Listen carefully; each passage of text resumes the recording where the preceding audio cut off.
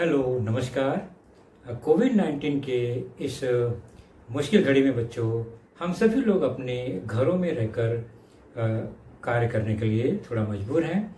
लेकिन मुंबई महानगर पालिका ने आपको घर बैठे ही पढ़ाने या यूं कहें अध्ययन करने का एक मौका दिया है, जो कि हमारे महानगर पालिका के चैनल द्वारा आपको वीडियो के रूप में लेसन प्रसारित किया जाएगा। और उस लेसन के जो विषय हैं वो आपके स्क्रीन पर दिखाई देंगे और उसके टॉपिक भी आपको स्क्रीन पर ही दिखाई देंगे। तो चलिए शुरू करेंगे हम आज का अपना लेसन। शुरू करते हैं आज का लेसन। और आज का हमारा लेसन है कक्षा 8वीं से। 8वीं कक्षा में हमारा आज का विषय है सामान्य विज्ञान। और सामान्य विज्ञान विषय के अंतर्गत हम आज जिस लेसन पर चर्चा करेंगे वह लेसन है आपके पाठ्य पुस्तक से पाठ 3, बल तथा दाब, फोर्स एंड प्रेशर, जिसका दूसरा भाग आज हम देखेंगे। और दूसरे भाग में कौन से घटक होंगे?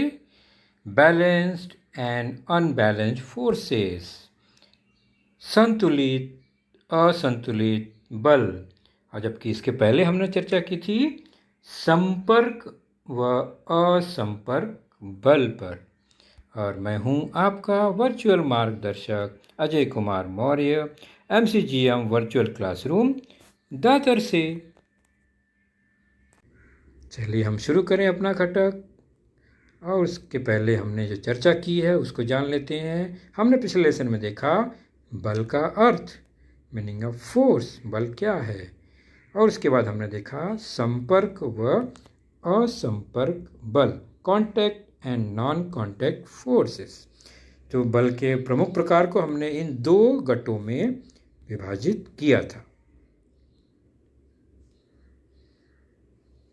तो हमने समझा था कि किसी भी प्रकार के से किसी पिंड या वस्तु को खींचने के लिए, आकार बदलने के लिए, उसकी गति कम करने के लिए, रोकने के लिए या दिशा बदलने के लिए जो भी जोर लगाया जाता है उसे हम बल कहते हैं। तो यह जो एक राशि है यह बल कहलाता है।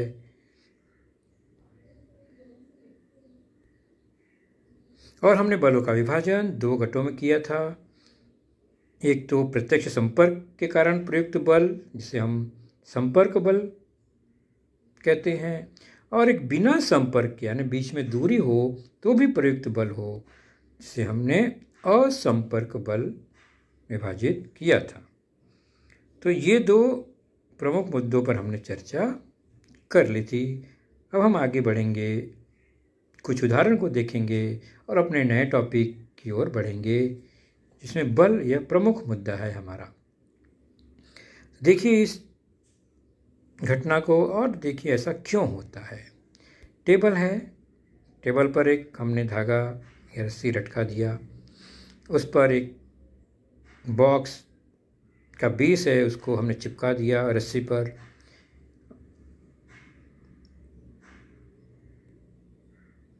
और ये बॉक्स अपनी जगह पर स्थिर है क्योंकि उस पर कोई बल नहीं लग रहा है, वो अपनी जगह पर है। उस रस्सी पर दोनों तरफ समान द्रव्यमान वाले वजन लटका देते हैं, जिससे वह नीचे की ओर खिंचता है, यानी बल लगता है। दोनों तरफ बल लग रहे हैं, दोनों समान है। एक F1 है, एक F2 है, दोनों समान है, तो कोई फर्क नहीं पड़ता है। आसानी से स्थिर अवस्था में ये लटके हुए हैं, बॉक्स भी वहीं पर है। लेकिन ऐसी स्थिति में जब कुछ नहीं हिल रहा है, मतलब ये संतुलित बल लगा हुआ है, कोई मूवमेंट दिखाई नहीं दे रहा है। जैसे ही हम दूसरा बल F2 है इसको कम करते हैं, छोटा गोला वजन कम कर दिए, अब क्या होगा? अब जो है F1 का वजन बढ़ा हुआ होगा, तो धीरे धीरे बॉक्स सरकेगा F1 की ओर। क्यों सरका ये? क्योंकि F1 की तरफ बल ज़्यादा हो गया, मतलब यहाँ पर असंतुलित हुआ, तो इस तरह से ये घटना हो गई। और ये किस तरफ सरका? जिस तरफ अधिक बल था। तो कम और अधिक बल होने के कारण यह जो बल लगा बॉक्स पर वह एक असंतुलित बल लगा, जिसके कारण हमें मूवमेंट या डिस्प्लेसमेंट दिखाई दिया। तो संतुलित और असंतुलित बल आपको समझ में आ गया है। असंतुलित बल मतलब जब बल कम अधिक मात्रा में हो जाए तो वह असंतुलित हो जाता है। तो बॉक्स पर बल कितना लगेगा? दोनों बल के बराबर नहीं, दोनों बल के अंतर के बराबर। अगर F1 10 है, F2 8 है, तो अंतर हुआ 2, तो बॉक्स पर 2 बल लगा। 2 इकाई जो भी है न्यूटन, उतना बल लगेगा।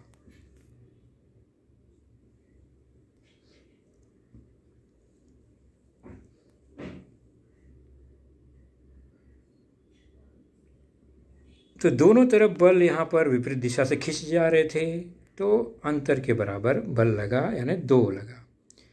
और एक उदाहरण देखते हैं। यह खेल रस्सी खींच वाला खेल, निश्चित है आप लोग ने भी खेला होगा।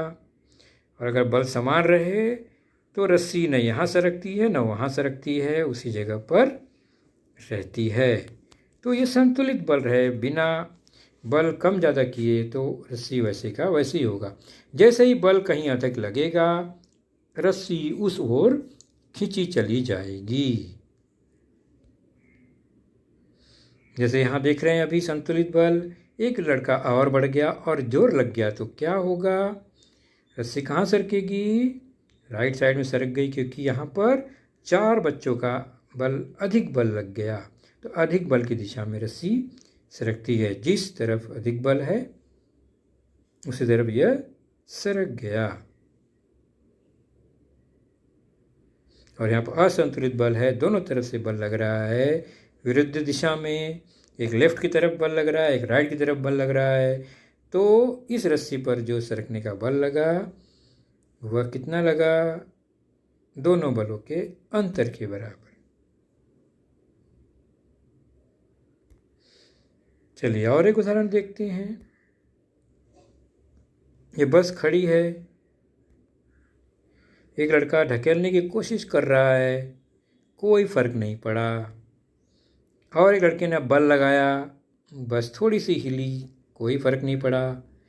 तीसरा व्यक्ति भी आकर जोर लगाता है तो बस धीरे धीरे सरकने लगती है। और तीनों जन एक ही दिशा में ढकेल रहे हैं, इसलिए गाड़ी पर, वाहन पर बल 3 गुना लग गया, तीनों का मिला के लग गया। तो गाड़ी को एक व्यक्ति की अपेक्षा अधिक व्यक्ति मिलकर आसानी से सरका सकते हैं, ये हमने देखा। क्यों सरका सकते हैं? और वो कहाँ सरकती है? तो बल जिस दिशा में लगाया जा रहा है उसी दिशा में गाड़ी सरकती है। और ऐसा क्यों हुआ? तो ऐसा इसलिए हुआ कि गाड़ी पर जो बल लगा वो तीनों बल का योग के बराबर हुआ।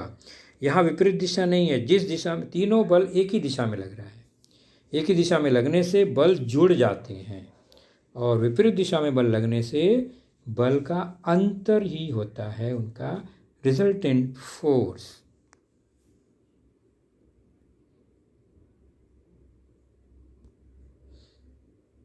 तो इन तीनों उदाहरण में हमने क्या पाया कि यदि एक ही पिंड पर, वस्तु पर 2 बल विपरीत दिशा में लगाए जाएं तो पिंड पर प्रयुक्त बल का जो परिमाण है वह उन दोनों बल के अंतर के बराबर होता है। विपरीत दिशा में है इसलिए बलों का अंतर ही परिमाण होगा बल का। तो विपरीत दिशा में दोनों बल के अंतर के बराबर होगा प्रयुक्त बल। और यदि एक ही पिंड या वस्तु पर कई बल एक ही दिशा में लगाए जाएं तो उस पिंड पर प्रयुक्त बल का परिमाण उन सभी बलों के योगफल के बराबर होता है। मतलब जितने भी बल लगे एक ही दिशा में सबको जोड़ देंगे, तो एक ही दिशा में है तो बलों का योगफल हो जाएगा।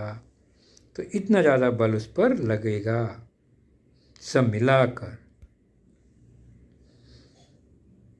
तो हमने देखा कि बल का जो परिमाण है बल को व्यक्त करने के लिए जो परिमाण है वह तो जरूरी है, लेकिन दिशा भी बहुत जरूरी है। विपरीत दिशा में है, एक ही दिशा में है, तो उससे बल का जो परिमाण में परिवर्तन आ सकता है। तो इसलिए दिशा और परिमाण दोनों को मिलाकर ही हम बल को व्यक्त कर पाते हैं, और इसलिए इसको हम कहते हैं सदिश राशि, जहाँ पर दिशा महत्वपूर्ण भूमिका निभाती है। तो बल कैसी राशि है? सदिश राशि है।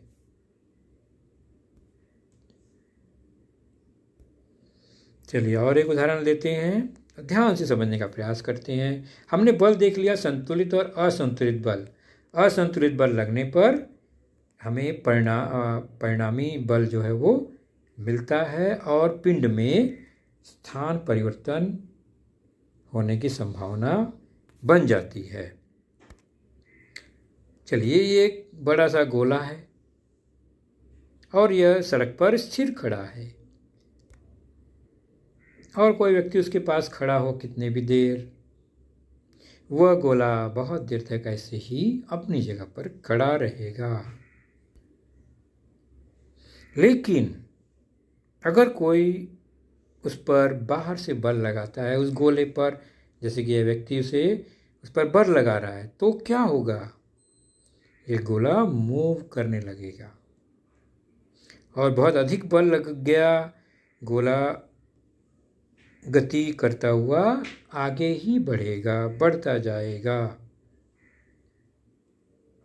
मतलब पहले तो वो गति नहीं किया, और जब गति कर रहा है तो वह रुकने का नाम नहीं लेगा जब तक कि इसे और कोई बल लगाकर रोका न जाए। यह एक सामान्य प्रयोग है। यहाँ पर हम मान के चलेंगे कि इसमें और कोई बल इसको रोकने का कोशिश नहीं कर रहा है। यहाँ पर ज़मीन पर रगड़ रहा है, घर्षण बल काम कर रहा है, तो कहीं ना कहीं जाके रुक सकता है। लेकिन घर्षण बल भी न हो, मान लो ये हवा में निर्वात हो, तब ये गोला चलता ही जाएगा जब तक कि उसे अलग से रोका न जाए। तो यदि पिंड पर कोई भी बाह्य बल न लगे शुरू में, तो वह हमेशा क्या रहना चाहता है? अपनी जगह पे स्थिर रहना चाहता है, पहली बात। लेकिन अगर वह गतिशील है तो वो गतिशील ही रहना चाहता है, यानी चलता हुआ पिंड चलना ही चाहता है और रुका हुआ पिंड रुके ही रहना चाहता है। इसी को इसका जड़त्व का गुणधर्म कहते हैं, इनर्शिया कहते हैं। जड़त्व मतलब कोई पिंड जैसी स्थिति में है वैसे ही रहना चाहता है। अगर रुका हुआ है तो रुका हुआ रहना चाहता है, और अगर वो गतिशील है तो गतिशील ही रहना चाहता है, जब तक कि उस पर कोई बाह्य बल न लगे। इसे जड़त्व का गुणधर्म कहते हैं।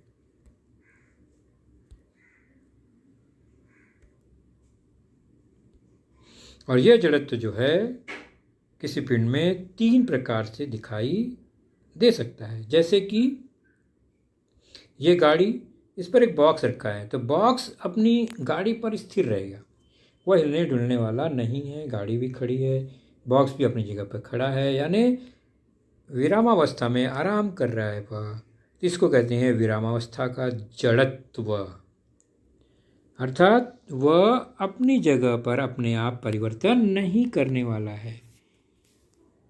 चलिए अब देखते हैं, एक गाड़ी के ऊपर एक बॉक्स रखा हुआ है और गाड़ी ने ब्रेक लगाया, क्या हुआ? ओह, फिर से देखिए, गाड़ी आ रही है और गाड़ी रुक गई, लेकिन बॉक्स आगे बढ़ गया, मतलब बॉक्स रुकना नहीं चाहता। तो यह गति का जड़त्व है, यानी बॉक्स में गति थी गाड़ी के साथ साथ, और गाड़ी तो रुक गई, लेकिन बॉक्स नहीं चाहता है कि मैं रुकूं। यानी गतिशील है तो वो गतिशील ही रहना चाहता है, इसलिए गाड़ी रुक गई, बॉक्स सरक गया, और ज़मीन पे गिरने के कारण, घर्षण के कारण वह फिर जाके विरामावस्था पे आ गया। तो इसे कहते हैं गति का जड़त्व। आपने भी देखा होगा ना, बस में हम बैठे रहते हैं, ब्रेक लगती है तो हम आगे की ओर झुक जाते हैं। अब एक उदाहरण देखते हैं। ये गाड़ी ने टर्न मार लिया, राइट टर्न लिया, गाड़ी रुकी भी नहीं, तो भी बॉक्स गिर गया। ऐसा क्यों हुआ? इसे कहते हैं दिशा का जड़त्व। क्या होता है ये? ध्यान से देखिए। गाड़ी आई और गाड़ी जैसे ही मुड़ी, बॉक्स गिर गया। मतलब बॉक्स गतिशील तो रहना चाहता है, गाड़ी भी गतिशील थी, लेकिन गाड़ी ने दिशा बदल दी। बॉक्स दिशा बदलना नहीं चाहता, वो सीधा ही जाना चाहता था। तो इसे कहते हैं दिशा का जड़त्व। मतलब वो अपने आप अपनी दिशा को नहीं बदलना चाहता या नहीं बदल सकता। वो सीधा जा रहा है तो सीधा ही जाना चाहता है, रुका है तो रुका ही रहना चाहता है, और गतिशील है तो गतिशील ही रहना चाहता है। इस तरह से ये 3 तरह के जड़त्व हमें मिलते हैं: विरामावस्था का जड़त्व, गति का जड़त्व और दिशा का जड़त्व। तो बच्चों, आज हमारी चर्चा यहीं तक सीमित रहेगी। तो बच्चों, आपने देखा आज का लेसन, उसके प्रमुख मुद्दों को ध्यान से बार बार दोबारा देखकर समझने का प्रयास कीजिए, क्योंकि एक बार देखने पर किसी को भी वो पूरा मुद्दा समझ में नहीं आता।